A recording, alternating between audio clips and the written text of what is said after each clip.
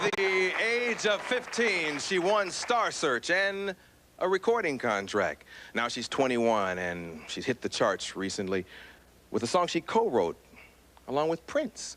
Ooh. Performing On the Way Up from her album, I Am. This is Elisa Fiorillo. Ladies and gentlemen, Miss Elisa Fiorillo! Woo! Come on! Woo! Everybody say woo! Come on, come on! Woo! All the girls in the house say woo! Come on! Woo! Say woo! Wait up, look out! People tell me I can't have everything, but still I wanna have it all. They say that I cannot succeed in life, that I'll get so far and then I'll fall. I don't need no negative outlook. I don't need nobody putting me down. Don't need no other talk is useless.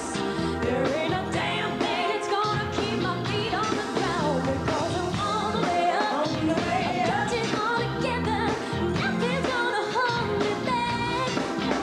Yeah, I'm on the way up. Only getting better. Now tell me what you think about that. Look out. If and when you make it, all kinds of people come around. Some of them in your corner. Some of them put you down. But one thing they all agree on is that you are gonna change. When all along they're the only ones who never ever remain the same. Now tell me which one of us changed. Come on! Only fools don't take chances. If you wanna be on top, you gotta work every single moment, cause another's after your spot. All the suckers scream and shout, but they don't know what it's all about. This is my world, and I'm sorry, but this table is reserved. I'm on the way up. Got it all together. Nothing's gonna hold me back. Yeah, I'm on the way up. I'm only getting better. Tell me what you think. Tell me what you think about that. Woo! Woo! Come on, everybody sing. Sing oh. Sing oh, oh, oh. Sing oh, oh, oh. Oh, yeah. I'm on the way, on the way, on the way. Oh, on the way up. Got it all together.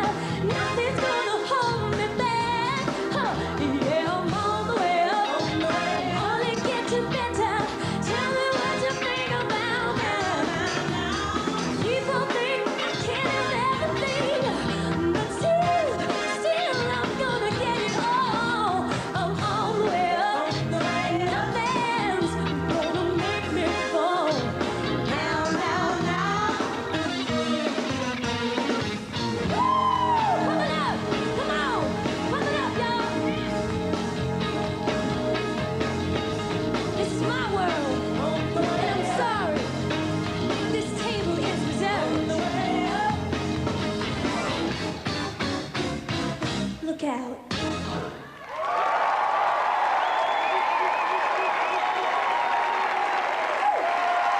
And her posse. Still be back. Don't go away. Town. We have another Uptown masterclass. This time it's with Miss Elisa. If you remember right, in the 90s, she was a love machine on Graffiti Bridge. She was on the way up. She told us how to walk, but don't walk. And then she was gone for a minute, and then she showed back up with Prince back on tour back around 2006, and she's been honoring the NPG and the Prince sound and the Prince legacy ever since. Today she's graced us with a little interview, so we want to give a big shout out to Miss Elisa for that, and thank you for coming on today. I appreciate it. I'm so happy to be here. Glad you asked me. I know you had a little bit of background in Star Search and whatnot. Tell us just a little bit how you got your start in music and how that got you to Minneapolis. Wow, it's a long story. I'm actually doing a show in January here in Vegas called The Lady I Am, which is going to kind of parallel everything that happened from the beginning until the Prince, years. Um, but to make it quick, let's see. I started singing when I was about 11 years old. I actually started when I was like 3.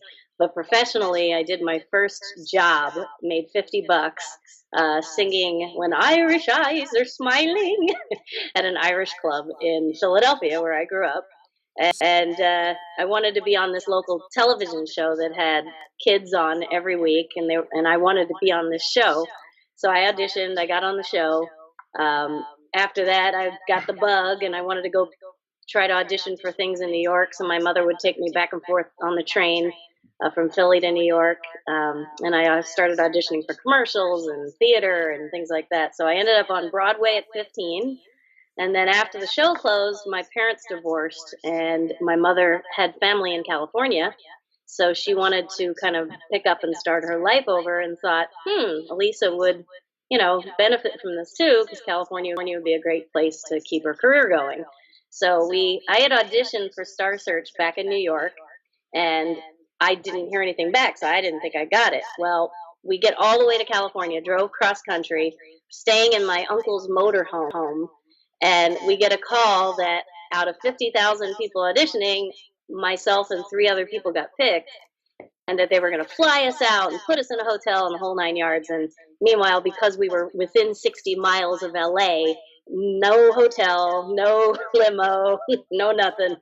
But I got on the show and I won. And after that, I got a record deal with Chrysalis Records. And from there, I worked with a guy named Jellybean Benitez, and we'd had a hit song called "Who Found Who." And then after that, I did a second album, and that second album was when I flew to Minnesota to work with David Z. And that was the plan. Like, it was not to meet Prince, not to work with Prince, just work with David Z. But then when I was there, he walked in like a couple months into the project and said, "Hey, what you working on?"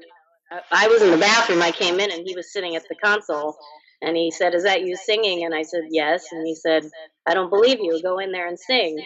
So I was like, okay. So I went in and I started singing, and then he stopped me and he goes, "Meet me in Studio B." And I was like, "I don't know where Studio B is." And he's like, "I'll take you." So I went to Studio B, and he had me sing on Party Man. Sorry, those are my dogs. They're barking. So I sang on the 12-inch about Party Man, and from there he just kind of kept coming around and saying, "Hey, you like this song?" And, "Hey, you want to try this one?" And he just started getting involved. So it's pretty incredible. That's really cool. I know I followed him. I started following him when I was 5, way back in 1980, and the amount of work and the amount of people that he's brought into the soundtrack of my life is just ridiculous. And I know I actually didn't find out because of where I was in Podunk, Illinois, near St. Louis, but not close enough to really hear some of the people and who they were. Like, I saw your name on a lot of projects, but I didn't know until years later, like, okay, this is who she is, and oh yeah, she's got records. So then I had to go back and get the records and listen, and like, okay, Yeah, he called me by Elisa. Like, he never used my last name. Like, whenever I sang on his stuff. I guess he thought that was cooler than Fiorillo. Well, Fiorillo is very hard to say. But yeah, now, yeah, when we did the tours starting in, I think it was 2009, I actually joined MPG. On all the programs, he put Elisa Deese, and I kept saying, no, my stage name, like what I've sung under, is Elisa Fiorillo. And he's like, "You're married now." I was like, okay. So he made me take my husband's name. I was like, okay. I'm sure my husband will appreciate that, but it confused people because they were like, "Is Elisa Deese the same person as Elisa Fiorillo?" So I tried to explain that to him, but he didn't. He wanted to use Deese. So yeah, once he made his mind up, that was that pretty much it. Yep. So other than the Party Man 12-inch and the Graffiti Bridge record, and then Diamonds and Pearls a little bit, were there other guest appearances that you had on records, stuff that didn't get put out? Or the only one that I remember that I did was a song called "If You Want to Dance" that we co-wrote with Levi Caesar. And it sounded like a Sheena Easton tune. And it was so high. I just remember it. I still have the demo where he's singing backgrounds and I'm singing the lead. That never got released. And then there was another one called Ooby Doop that Yes. I remember doing it, but I didn't remember the song. And then someone played it and I went, oh yeah, that's right. I did do that. Like I don't remember. It was so long ago. But yep, only those two things that are probably in the vault somewhere or now in California somewhere. Um, so yeah, that was two of the projects I did with him that were not Graffiti Bridge, Diamonds and Pearls. Diamonds and Pearls was really cool because I had taken a trip. I think it was July 4th, 1990. Could be 90. It was when he played in Ireland, in Cork, Ireland. He invited me to come out, and I went all the way there, and I stood backstage with the Edge from U2. And it was funny because I was in the car with him. And at the time, I guess it was right after he dated Kim Basinger. And it was funny because my hair was like kind of like Kim Basinger's. So I was in the car and these fans kind of were like shaking the car. It freaked me out. So I was like, Jesus, you have to deal with this all the time? And he's like, yes, just get used to it. And they were going, oh my God, it's Kim Basinger. And I was like, no, it's not. I'm like, God, don't they ever know who I am? So I was like this mysterious person. It was funny. But they rocked the car and we got to the gig and I remember standing backstage going, this is incredible. And after the show, I went to his dressing room and I go, God, that was the most amazing show, but you hear it all the time. And he's like, no, I don't. Not from people that, I respect their opinion. I said, okay, well, I'll tell you. I said, your pitch was ridiculous. Your every move was like calculated perfectly. I mean, like, God, you're amazing. Like I got to tell him that. And I remember someone had given him a gift and he wouldn't accept it. And I was like, what's that about? And he's like, I don't accept gifts. It was odd. Like they were trying to shower him with all these gifts backstage and he didn't take any of them. But he said, thank you. But he said, no, thank you. So there's like little things I remember. But I remember when I was in Ireland, we flew over to London. I got into the plane with the NPG at the time. And he wanted me to join the band, and I had this record deal with Chrysalis, and I thought, nah, I've got my own deal. I didn't really think that being on Paisley Park at the time was a good career move because so many people had done that and not had any success, and I kind of got scared. But I didn't want to insult him, but I was like, I think I can't really get out of my deal right now, let's just let it ride. And I got on the plane and I went with the NPG to London. And when they recorded in London, that's when I got to sing with Rosie on Walk and Daddy Pop. Daddy Pop was another one. That was such an awesome record. And just to be a part of it, I feel now it's like, God, that's history. I was on that record. So pretty cool. Yeah, I was a huge fan of Rosie's as well. Like, yeah. Have you heard any medical updates on her recently? I haven't. She seems very quiet, like doesn't really say much. So I haven't. I mean, the last time I had met with her I was actually in Paisley. I remember her trying to teach me how to do that thing she does where she licks up instead of licks down. Lick is like, hey, hey, hey, hey, like you go down normally, but she would go, hey, hey, hey, hey. She'd go up. And I'd be like, how do you do that? And she was trying to teach me. And I remember that. I was like, she was so sweet and so patient trying to teach me how to lick up. I'll never forget it. Just such a nice lady. Great lady. I hope she's doing. When you did step away from the industry, was there something in particular that prompted that, or did you just need a break? It kind of turned into this. After the On the Way Up album, I worked on another album. And actually, I left Chrysalis because Chrysalis had kind of folded as a label. And so I had no label. So I auditioned for the president of A&M Records, Al Caparo, and I sang and played the piano because that was something I had done for Prince. And he said to me after making the I Am album, he's like, why didn't you make a record like this? And I'm like, I didn't really feel like my songs were that great. Like I didn't have any confidence. And he's like, that's the kind of record you need to do. And I was like, oh, crap. Okay, so I'll do that next time. So I went to A&M, I played the piano, I sang, I got signed, and I worked on a record for a good 2 years it took. And when it came time to put the album out, the whole entire radio industry had changed. It wasn't Mariah Carey and Whitney Houston anymore, and that was kind of the record I was trying to go for.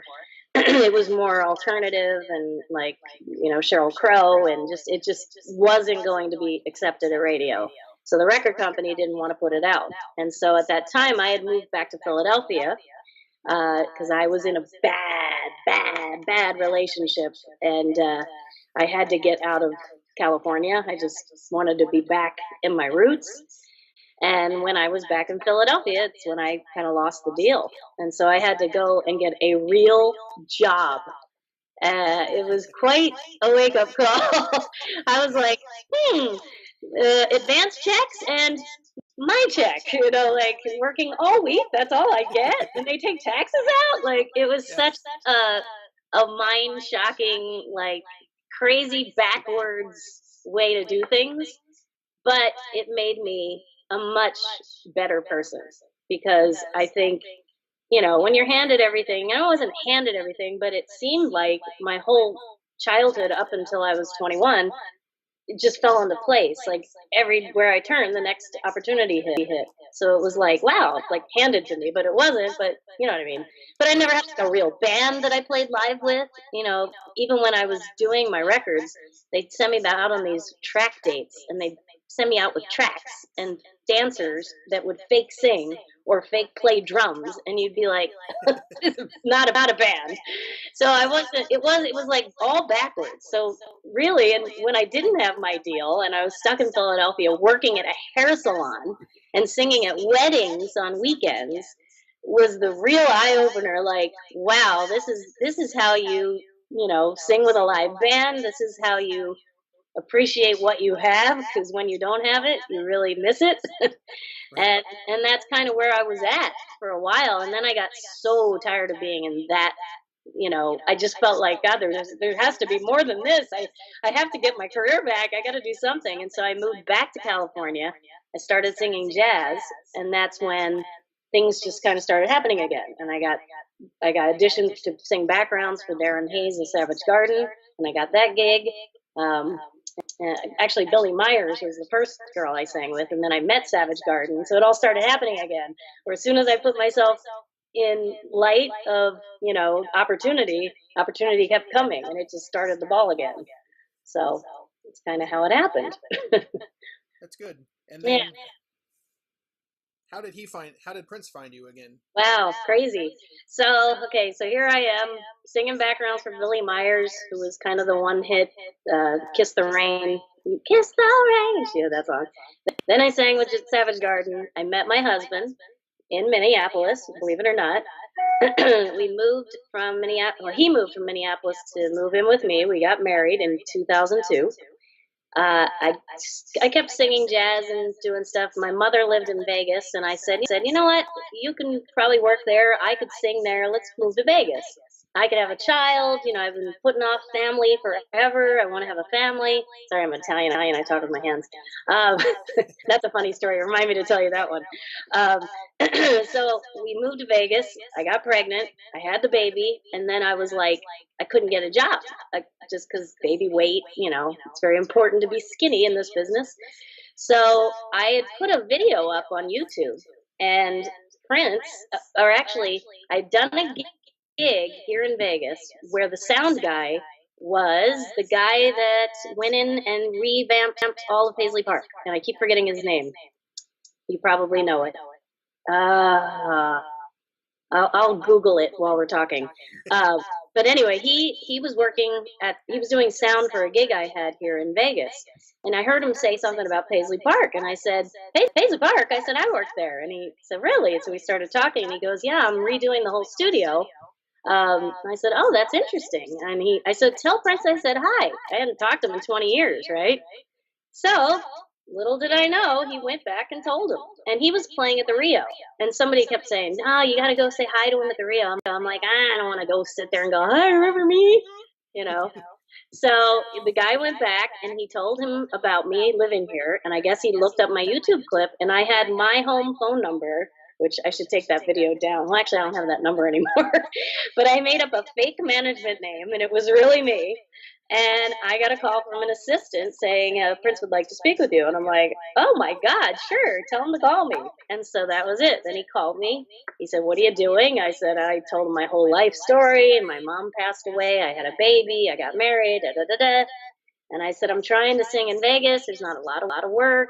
I would love to sing. And he's like, well, I'm going to put you to work. And I said, all right. So he said, just give me a couple months and I'll call you back. And then I didn't hear anything. And then a couple months went by and I thought, I'm going to ask because I don't want to sit here like hoping for this great call. It's not going to happen, right? So I sent a message to the assistant and I said, can you have Prince call me, please? And he called me that night. I was at my girlfriend's house at a sleepover, and he called me up. He said, what's going on? I said, I just really need to work. He goes, are you having issues with money? And I'm like, yeah, I mean, I have a child. I have a husband who's trying to work and support us, and I just want to work. He's like, well, don't worry, you're going to have money. And I'm like, okay, where, when, how? Right. He's like, just give me a couple more months. And I'm like, oh, I go, okay, well, at least I know it's going to happen. It was really you, and I wasn't punked, because it could have been somebody making up a joke. So anyway, so he did. He called me a couple months later. I flew to California. I was supposed to sing backgrounds for Bria Valente's album on Jay Leno.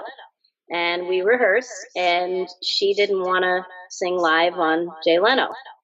So that got scratched, and so he had to go on in her place. And so he said, do you want to sing with the band? And I said, sure. And he goes, do you want to be in the band? And I said, yeah. And I was thinking, 20 years ago, I should have said yes, but I didn't.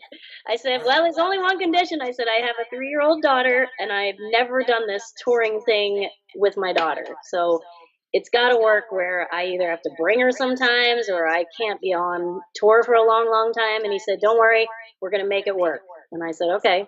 So I joined the band. And then my first gig was on Jay Leno.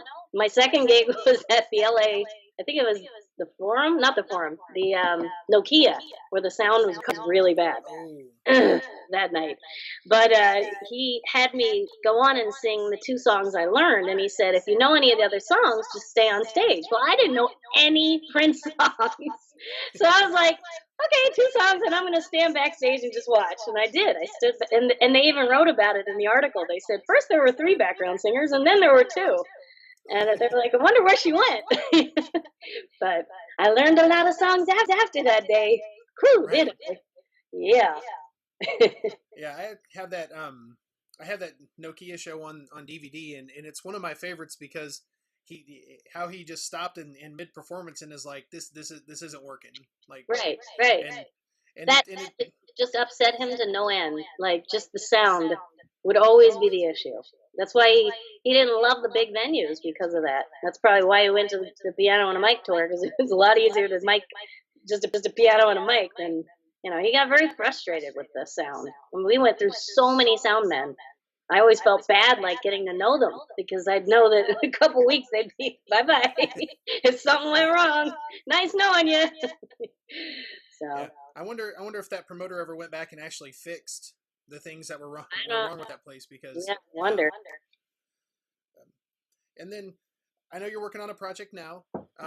It's something that I'm looking forward to too, because unlike the other things that have come out, and I've supported everybody that's come out because they were a member of the band, and I feel like if I'm a true fan of his and a true fan of the actual music, then I'm going to support everybody. But I have to give a shout to you for your project, because it's not for sale. It's not for glory. It's not for, hey, look at me. It's not for, hey, remember me. It's just for the memory and honoring the memory of Prince. So you can take as long as you would like to let everybody know what that project is, how it came to be, and whatnot, because I want everybody to make sure that they get it. Okay.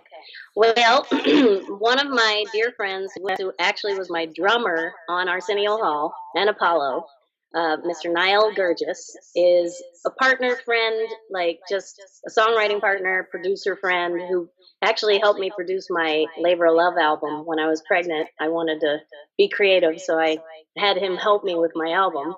He had it in his mind before Prince passed that he always wanted to do a record of Prince songs, just to elaborate and see them differently, and like just give a different viewpoint, different vantage point of the songs, just to dissect them and take them somewhere else. So that was always his mission. He was going to do that before unfortunately what happened. And when it happened, he came to me and he's like, I think we need to finish this. Like, I started on it, but I never finished it. And I really think you need to be a part of it because you were a part of his life. And he said, ask anybody in the MPG if they want to be a part of it. But he's like, it's not so important to me that we ask all the people that ever worked with him. I kind of want to ask independent artists that just really loved him, like his real fans, like, just to give people a chance to celebrate his music, do his music a different way. That's the thing. When he would do covers, he always tried to up the artist on how they did it. Like, look what I did to it. So I kind of took that like, okay, he always says he never does covers, but he did. And so we didn't want to sell it. We didn't want to go through all the political part of getting mechanicals and all this other stuff. So the only way it will work is to have it on a YouTube channel where we stream the whole album for free for people to listen to. And so we asked a couple people, we asked many people, we said, if you have a song, submit it. If it's great, we want it to be great though. Like, we don't want it to be not so great, because Prince fans can be pretty pretty brutal. So we don't want them to be like, man, that sucks. Prince would just flip over in his grave if he heard it that way. So I ended up calling actually a very dear friend of mine who I sang with, Darren Hayes, because he had originally sung I Wish You Heaven on a YouTube acoustic version that was absolutely beautiful. And so I asked him, would you be a part of it? And he said, I would love to, because he's a huge Prince fan. I mean, like, part of the reason why I got my Savage Garden gig is because he remembered my I Am record, and he's like, I love Prince, like, that was. So Darren was a huge fan, so I knew that. So I was like, I only want to ask people that are really, really big, huge fans and get where we're coming from. So we just basically, we saw a lot of the, charging $500 a ticket for Paisley. Like, I didn't go to that celebration because I just felt, it was too soon. It was a year anniversary of something really sad, and I understand people want to celebrate his life. But to me, charging that kind of ticket price was just weird. And, I don't want to get down on anybody because I got asked to do 2018, and I don't know if I can, and I don't know if I want to yet, but we didn't want to be the poison out there. We wanted to be the antidote to the poison. We wanted to do things out of love, do things out of truth. The way I've always had my relationship with Prince was a very honest, endearing, loving relationship. And I would never do a thing to make money off of his name. So that's where we're coming from. And Kevin Page, I don't know if you remember him, but he was on Chrysalis Records with me, and he had a song called "Don't Shut Me Out." Don't tell me that you know. And he's a funky white boy. So we asked him, because I know he was a Prince fan, and now him and his wife are doing "Nothing Compares to You." And he's got this little special intro that, oh my God, people are going to freak out, because it's like a mix of different tunes. And it's just going to be awesome. It's going to be very cool. And I have to give it up to Nile Gurgis, because he put it together, and it was his concept, and then he just asked me to be a part of it. So I said yes, willingly. And is there an expected release date for that, or are we still in the working process? We are hoping for either Christmas Day, like Merry Christmas, here's your free gift, or somewhere around then. So that's probably when we're going to release. Yeah. I can't wait for that. Sounds like a lot of good artists on there. Savage Garden, I wasn't a fan in the beginning because of it being pop, but then I heard an interview, and I guess you could probably clear it up. Did he really write "I Knew I Loved You Before I Met You"? Did he really write that about Prince and Maite? Because I don't know. I'll have to ask. There was an interview, and somebody quoted him as saying that, but I never knew if it was a misquote or somebody was just creating something that wasn't true. But I don't know. I'll ask. I know him. I'll call him when we're done. Yeah, it just it's a beautiful song, and I mean, if he wrote it for him, then that's one hell of a tribute, honestly, because it's a beautiful song, and Yeah, it his is. voice is ridiculous. I remember singing harmonies on that every night.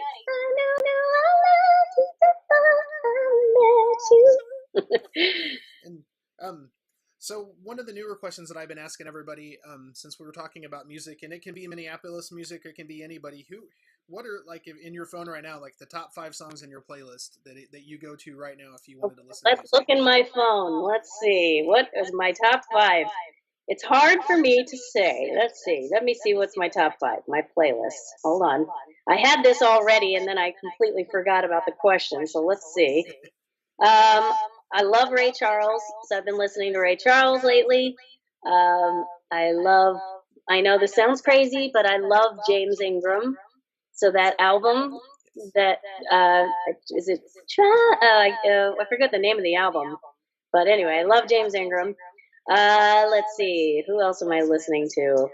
I actually like what's her name? Oh, I can't think of her name. Well, I love Ella Fitzgerald. I listen to her all the time because I'm always singing my jazz. Obviously Prince. I still listen. Still moves me and motivates me. And I like that girl, and I can't think of her name. The one who sings, well, it's all about Megan Trainor. I actually like her. Yes. I really do. She's soulful and she's good. Really I good. think she's got a lot of talent as well. I don't think they've tapped it in the right direction yet. But Right. I think she's got talent, and could be around for a while if they don't completely ruin how Right. they package her. Right. Exactly. Another couple of people, I don't know if you're familiar with Jason Peterson Delaire. He's out of the Peterson family in Minneapolis. He's got a song that he just put out independently called Downtown, and it is absolutely amazing. It puts the grown folk idea back into like Prince's Uptown, except it's just totally just like good feeling when you put the song on. You have to listen to it again, and then you have to listen to it again, and then you have to Oh, I'll listen to it again. listen Like, to that. I know it's on YouTube. I helped him a lot with getting his like cover art and motivating him to get the song out. He sent it to me in an email, and he's like, "Hey man, what do you think?" And I'm like, "Oh my god, why is this not out yet?" Right. And Wow. he did a lot of horns and keyboards with Michael Bolton on his most recent tour, and they got to play it over the PA a lot, and so a lot of people all over the world got to hear it. Oh, But great. it's definitely an amazing record to check out. I will check that out because I know Paul and Jim, the other Peterson. What is it? Paul and Ricky? Ricky. I said Jimmy. Ricky and Paul. Yep. And then Jason's mom, Linda, actually has a couple of jazz records out that I think actually when you said Ella Fitzgerald, Oh, kind of go on that vibe. One of them came out in 2015 called "You Got to Be Somewhere," and I just discovered it. I knew about it, but I just discovered it the other night. Downloaded it to take a listen, and oh my god! Again, grown folk music, and you just gotta be there. got to be somewhere. Oh, be somewhere. Yeah, I'm gonna write these down. And what's her name? Linda Peterson. Oh, Linda. Boy, it's a talented family. Yes. And Daniel is the other Peterson, the one that Jason Peterson Delaire. He goes also by J.P. Delaire. Delaire. Okay. And it's And the called song's called Downtown. Okay. Sweet. I'll look it up. You're teaching me some stuff. Yeah, I can guarantee you won't be disappointed. You'll want to dance around the house to Downtown. I haven't played it for one person yet who has not liked it and who's not wanted to know how to get it because it's ridiculous. All right. I'll do And, that. So I know you've played with Prince and you've done a lot of things, and I'm sure people probably ask you all the time different things about him, and we're not going to go into any TMZ type of stuff because that ain't what we're about. But if a young person came up to you and said, "What's the deal with this Prince guy? Like what's so big about this Prince guy? How would you describe him?" Okay. Wow. I've used the word alien before. He was beyond this world. His thought process was from like somewhere else. I would say to tell those kids to go back to day one, his very first record, and listen to everything he's ever recorded. He has tackled so many different styles of music, played so many different instruments well. lyrically, he's great. Melodically, he's great. Harmonically, I've never have been in the studio with anybody that taught me so much about stacking harmonies and knowing which note works. You know, a strange note that you would never pick. Right. You know, and I loved coming on board because I grew up with a musical family. My dad's a classical pianist, and so I grew up listening to crazy classical pieces. So I had a good ear naturally. It was just developed from being around music. And when I came on board, Prince said to the girls, he's like, "Good, Elisa's here. Now we can do some cool harmonies." Because he knew, A, I could read music, and B, I could hear the weird notes.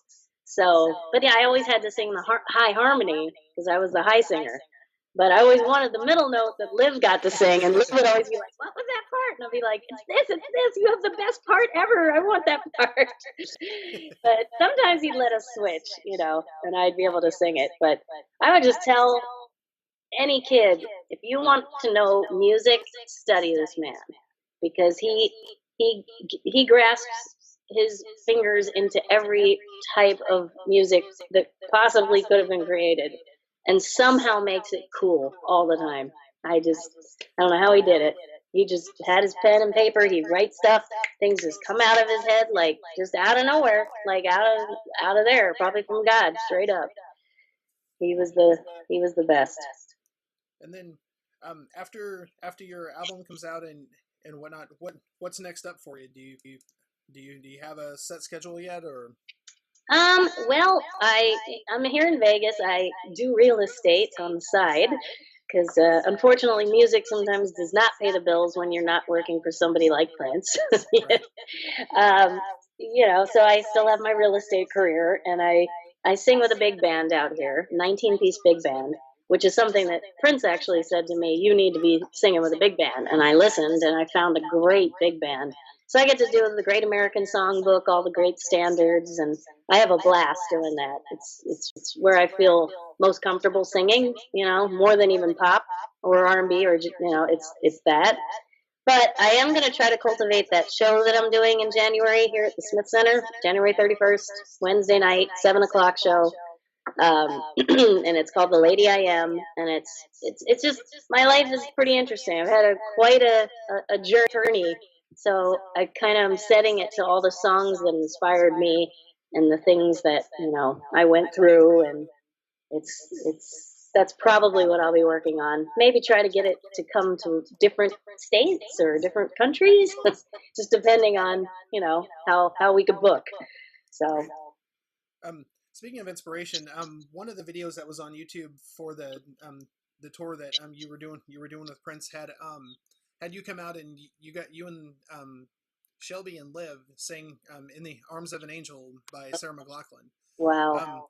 I found that video, and I probably have played it like a dozen times, and more so this week than any other because I had a friend who passed tragically Saturday night, and I wanted to say I love Sarah McLachlan. I love her voice. I love everything about her voice and how she translated that song. Mm-hmm. But you should talk to her about releasing a version of that song because, oh my, it touched me, especially these last couple of days, in ways that I couldn't even thank you enough for. But there's something in the way that you sing it. If you hadn't felt a loss when you performed the song, you sure translated it as if you had, because it's an amazing version of the song, and I would love to be able to have that as a legit download at some point, because it is just amazing. So thank you for doing that, because it's been a lot of comfort these last few days with everything that's gone on. Oh, I'm glad that it helped, and I love the song. I do it myself, and I love doing it live. And when Shelby, Liv, and I sang it, that and "Feel for You," we did that in 3-part harmony. And I just told Shelby and Liv, I'm like, if you want to come to my show January 31st and just kind of pop in and we can do a couple songs, that would be really cool. I think Prince would be happy. His little angels coming back together to sing together, you know. Because it really was. It was the perfect balance of voices. You know, Shelby has a very thick, rich, low, deep voice. Liv has just a very pretty sounding but strong, kills you, knocks you over the head when she starts getting into it. And then I have that sweet little top note, that just kind of embellishes it all. And when he put us together, it was almost like he just knew it would be the perfect fit. And he said to us, you guys should start a band. You guys should do it together. And, everybody has their solo careers and nobody wants to really commit to that. But, one day down the road, I definitely think we need to get together and sing, even just for the sake of revisiting what we learned. I mean, I have a little digital recorder from all the rehearsals that we used to have at Paisley, with him at the piano, us laughing, him on the guitar in the front room, us laughing, learning parts and taping it because we had to, hear it back. So there's just all these wonderful moments we had that I think if we got back together, it would just be so powerful, just really powerful for us and for the fans, I think. Definitely would be an amazing record. And then on that note, I do want to just thank you personally from a fan standpoint and from Uptown standpoint for not being involved in the circus and all of that is going on. Whether it's good or bad, whether it's the right time or not to be doing some of the things that are doing, or maybe it's taking too long to do some of the things that we as fans want to be done, and we don't see the inner workings of it, so we're just on the outside going, why don't we have another record yet? Why don't we have this DVD yet? Why don't we have this? But then we're seeing all this other stuff going on, and then there's all these people talking on one side, people talking on the other side, and everybody's got an opinion, but yet yours has always been respectful, and it's been given when needed, but you haven't been out there with your megaphone screaming about this person or that person, and other people are just, I don't know. It's hard. It's hard to follow sometimes because you want to celebrate his life, and we're still mourning the loss, but yet then you get caught up in all the BS that's going on, and it's nice to see. We all want it done well. I know that I personally would love for it to be done right, and I know how meticulous he was. I know what a perfectionist he was. So I mean, I just saw something today on Facebook where in London they spelled a word wrong. They were spelled transcend wrong. They left out. I mean, that never would have happened with him. So like little things just keep getting overlooked, and I don't know if it's because everybody's rushing to try to make it work, and nobody's really thinking it through. Like even Paisley, I definitely agree that it should be a museum, but I also think it should stay a recording studio, and it also should stay a live showroom in the soundstage where we would rehearse and play gigs. But I think it happened too fast. I don't think I didn't go yet. My husband went, my partner Niall went, and he said he didn't enjoy it because he felt like it wasn't what Prince would have picked for his museum. Like it just wasn't thought out. I don't know if they have the right people. I don't know. I mean, I'm not involved in it. I wish I was, but I don't. I kind of don't because I have enough to deal with at home to get involved in that whole thing. And it's messy, and I'm sure there's so much going on that we all don't know about. So we just have to kind of hope that it gets taken care of correctly, and you never know. But when I heard the thing about the hologram, whoo, I couldn't shut up. I couldn't because I was in his hotel room in Australia looking at the Sydney Bridge, and I remember our lighting guy Demphis saying, "Hey Prince, should I do a hologram of you like I did of Tupac?" And Prince said, "You do that to me, I'll roll over in my grave, and don't you ever do that to me." And then we all started laughing. So I like heard it from his mouth. So like I was like, Tyga, listen to me, and I sent a message, but who knows if people want to hear it, it's sad because I feel like his family was his band. Whoever the band was at the time, that was his family. I feel so sad that I stopped in 2014 and I wasn't there those last 2 years. If I was there, I don't think this would have happened. Because I was always the one one of the ones, but there wasn't many of us, that was vocal about things. Like in a rehearsal, he would tell us, write down on your notes, make sure you take notes. And then he'd try it, and he'd say, "No, I told you to do it this way." And we're sitting there looking at the notes, going, "No, no, no, he told us to do it this way." And they're like looking at me like, "You say it, you say it." And I'd be like, "Oh, here it goes again." And I go, "Hey," and I put my hand up. "You said on the other day, this is how we're supposed to do it." And then he'd go, "Oh, okay, let's try it that way then." And then it would be resolved. But I was always that guy or that girl. So I wasn't afraid to talk to him. Just like when I was younger, I'd always punch him in the arm, my Italian self. That's what I was going to tell you. I used to hit him, and he'd be like, "Will you stop hitting me?" And I'm like, "I'm Italian. I can't help it. I talk with my hands." And then I'd always call him you. And he'd say, "Why are you calling me you?" And I'd say, "Because I don't like your name." It's weird. Stuff like that. And so when he had me come back, he told the girls, he's like, "Elisa has the best spirit. You're going to love her. She's honest. I know when she talks, she's going to tell me the truth." So I was that person. And, I was there in 2010 when I kind of witnessed an episode. And thank God we were there. And, he needed us, and we were there, and nothing happened. And we were like, not on our dime. And then that happened, and I wasn't there. So I've really felt a guilt, sadness, overwhelmed, and an uneasiness ever since he died because of that.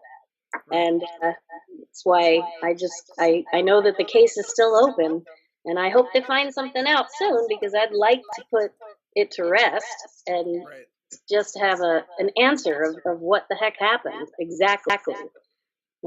And who was watching them, and why didn't they leave him in the hospital, and why would they let him get on a plane right after that happened?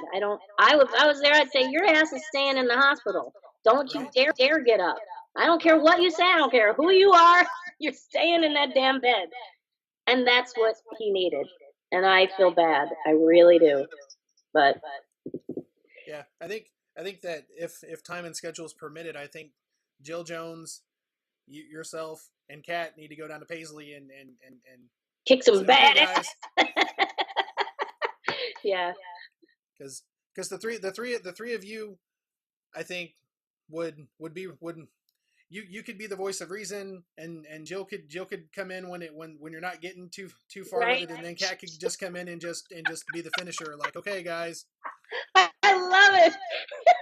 It'd be like we're the mob. The Prince mob. That's us. That'd be fun.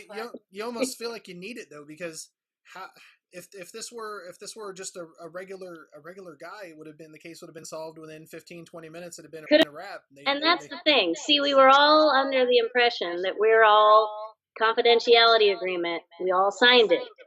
But he's gone, Right. and all these people that were around him at the time, I'd love to know what the hell is going on.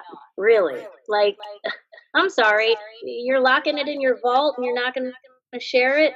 That doesn't sit well with me. I'm sorry. You were there. Talk. And Help figure this out. Like, tell us what really happened and what the heck. It's not cool. So we might have to get the Jill and the Kat and the Elisa mob down. right. I don't know. I was always taught when I was a kid that if you have nothing to hide, then you can go ahead and tell it And speak it. Speak the truth. Speak the truth. If people aren't willing to talk, it kind of makes me anyway think that what are you trying to hide? Exactly. As Prince would say, exactly. Yeah. He liked that one. So how can your fans keep in touch with you? Like, what all social media are you involved in, and then especially in Vegas, like, to keep up with everything that's going on? I am the worst social media ever. A meteor. Tweet. I'm terrible tweeter. I have to be honest, but I am on Twitter. I think it's Elisa Fiorillo 1, I think. On Instagram, I barely do that. Facebook, I do. You can find me on Facebook, although I've exceeded my 5,000 fan thing, and I don't know how to make it more, or do I have to start a whole other page? I don't know. Maybe you can help me with that. I have a website still. They still exist, www.elisafiorillo.com. I've got a show coming up December 4th. Here it is. It's with the big band, and it's called I Love Being Here With You. We're doing some holiday tunes and, just kind of bringing in the holiday season. And, that's how they can get in touch with me. All right. Well, I want everybody to know there's an album coming out called "I Wish You Heaven." You guys have to check that out. It's going to be released for free, so we'll have lots of information on how to get in touch with that and how to make sure you have that in your collection. She's got shows coming up December 4th. Birthday present for your admin. You guys go out there and celebrate my birthday with Elisa, and get your Christmas music on.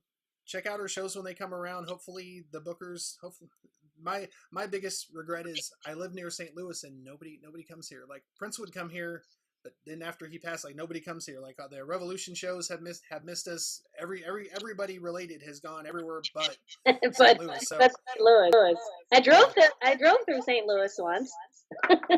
So hopefully they'll get something worked out. I am planning a trip, my first trip to Minneapolis in March, and I'm hoping by then they've got some kinks worked out at Paisley. I'd hate to come away feeling disappointed. Right. I do know a piece of advice for the celebration: if you don't want to be a part of the actual event, I couldn't go last year because I have light bills and groceries and stuff that I have to take care of, so I couldn't really do that. But I know like Des Dickerson and Andre Simone and some other people and Jill, they were all hanging out at the clubs. And so really? You didn't have to spend $3,000 to go to Paisley. You could go to the clubs in the evening time, and you could see Des jumping on stage with the local bands, and Andre jumping up, and Jill jumping up and singing with these guys, and being able to hang with them at the clubs. So that would be something as well. Yeah, and I think at the university they're actually doing a very cool panel thing. So that might be something I might want to do, just to talk about them and share my stories and things like that. That would be fun. Because I'd be shedding good light, Right. Positive stuff. And I guess in closing then, just thanks for sitting down with me. I always got to give gratitude to you guys. It's always a crapshoot when you send out a request that you'll get a yes or you'll get a no. And I've got far more yeses than I have no's. Good. And I appreciate it on a personal level because I'm just a guy admitting a website or a web page on Facebook. And so I definitely appreciate you taking the time out of your day to talk to us, and I know our other members will as well. And your albums, are they still available? I believe so. I think on Amazon, iTunes. I don't think On the Way Up or any of the I Am album is on iTunes for some reason. I went to download it the other day and I couldn't find myself, but I can find myself on Amazon, so you can still get those old records. And from the record store. Exactly. So if y'all don't have them, get them. It took me a while to find them, but I have them, and it's good music. Again, it's what he preached: real music by real musicians. She actually sings on her records. Sounds good. Yes. Check out the YouTube videos of her back in the day on Arsenio Hall. I've done that. They're very entertaining. You can find her on YouTube on Star Search. You can go fact check all of the stories that she's told because it's on YouTube for everybody to see. So check that out. Make sure you're supporting the artists. They come and sit down with us and talk to us and take time out of their schedule to talk to us. So in turn, let's give them back that appreciation. Let's like the video. Let's subscribe to the video. Let's make sure that we're supporting everybody because they're supporting Uptown, and that's what we're all about. So once again, thanks for sitting down with us, Elisa. We definitely appreciate it. Well, thank you, Chris, for having me, and I'll sing a little Uptown. It's where I wanna be. Uptown.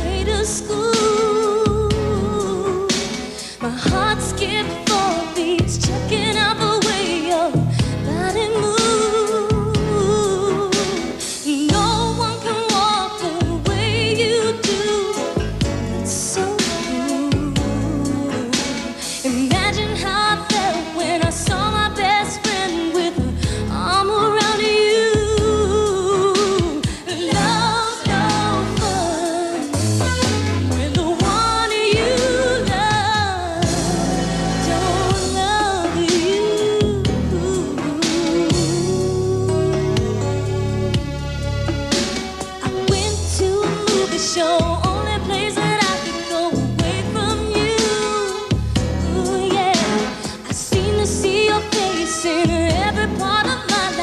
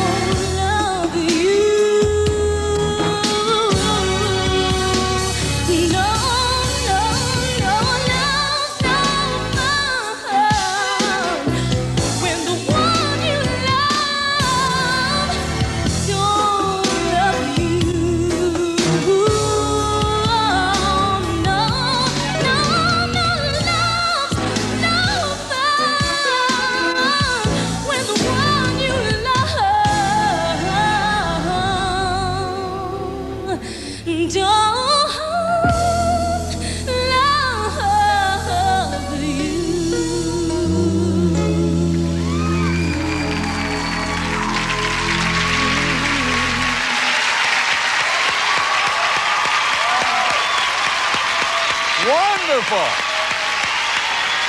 Elisa Fiorillo.